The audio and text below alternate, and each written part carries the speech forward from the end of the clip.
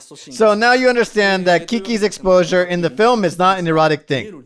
It's actually a message to artisans.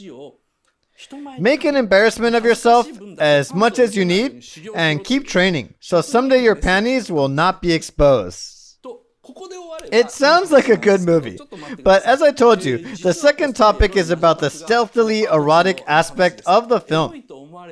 So obviously, erotic things are not erotic at all. There is nothing erotic about her panties being shown.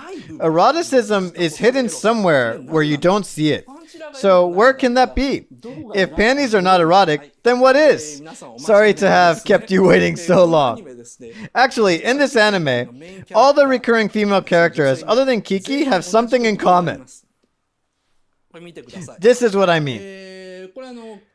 4 characters important to Kiki. Kiki's mom, Kokiri, Osono, the baker, Maki, the designer who lives across the street, and the sophisticated old lady in the house with the blue roof. They have something in common.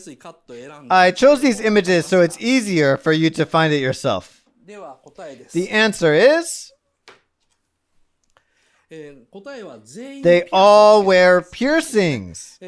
I think those who have a partner who are in an ongoing sexual relationship wear red piercings.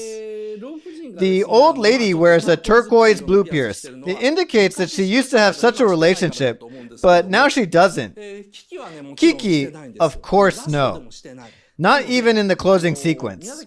So Miyazaki, when asked in an interview what happened between Kiki and Tombo, he strongly said that Kiki and Tombo are not in a relationship. They are just good friends. So it is likely for us to see them dating. No, Tombo is our friend. Why did he say that? I'll explain to you later. So Kiki has no earrings, no piercings. Yes, I know. You've all been wondering. So Ursula, the artist, how about her? Ursula, the artist, here. Ursula, the artist, has no piercings. The elder witch has heart-shaped gold earrings on her ears. Ursula wears hair ties instead of a ribbon, the symbol of self-esteem. However, Ursula suddenly wears this big hat when she goes in front of people. When she comes to the city, she wears this big hat. Miyazaki drew these big things on people's heads as a symbol of their self-consciousness. In the woods, Ursula has such a free attitude, but she's so scared to come to the city. That's why she wears the big hat. So Ursula is still in training. She's comfortably living alone in the woods, but she is not as tough as Kiki to live in the city alone. Ursula has her own weakness that keeps her from living in the city alone. The meaning of the piercings, well, people can have their own ideas, but they are worn under a certain rule, that is for sure.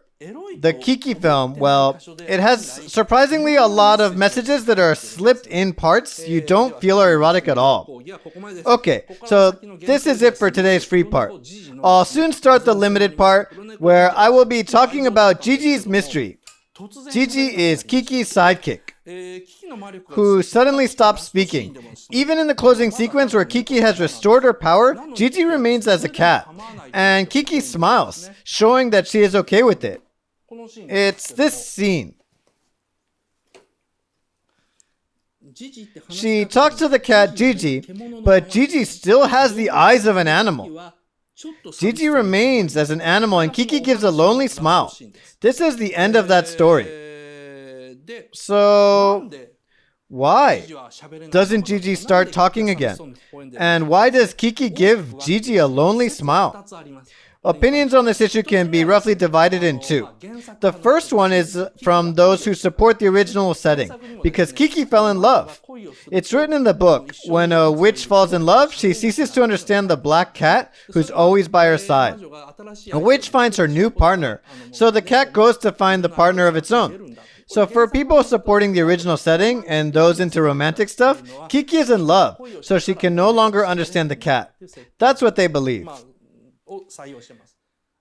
Another group thinks that it's because Kiki's magic power, that is, her innocent childhood, isn't coming back. I call them growth believers as compared with the original setting supporters. Kiki has grown, so she can no longer understand Gigi. Like she doesn't need someone like Gigi anymore. A very persuasive opinion. In the limited part, I will look into these two and share with you my interpretation, which is a different perspective from these. Furthermore, in the closing sequence, I found a hidden message to a fundamental part of Kiki's delivery service. Even Toshio Suzuki missed it. Even he didn't realize. I think it's the biggest twist hidden in Kiki's delivery service. Something that had to be concealed. I want to talk about that too. Thank you so much. Please fill out the questionnaire for the free part.